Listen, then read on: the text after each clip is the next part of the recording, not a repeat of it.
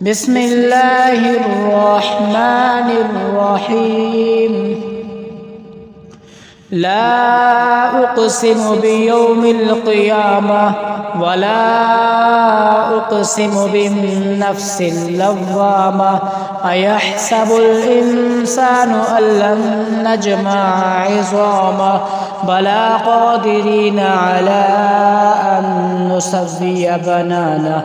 بل يريد الإنسان ليفجر أمامه يسأل أيان يوم القيامة فإذا برق البصر وخسف القمر وجمع الشمس والقمر يقول الإنسان يومئذ أين المفر كلا لا وزر إلى ربك يومئذ المستقر ينبأ الإنسان يومئذ بما قدم وأخر بل الإنسان على نفسه بصيرا ولو ألقى معاذيره لا تحرك به لسانك لتعجل به إن علينا جمعه وقرآنه فإذا قرأناه فاتبع قرآنه ثم إن علينا بيانه كلا بل تحبون العاجلة وتذرون الآخرة وجوه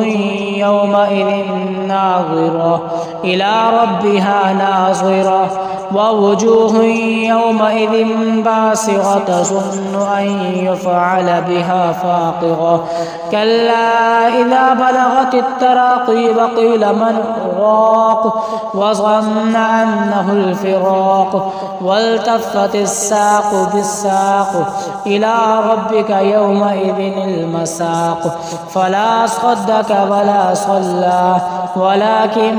كذب وتولى ثم ذهب إلى أهله يتمطى أولى لك فأولى ثم أولى لك فأولى أيحسب الإنسان أن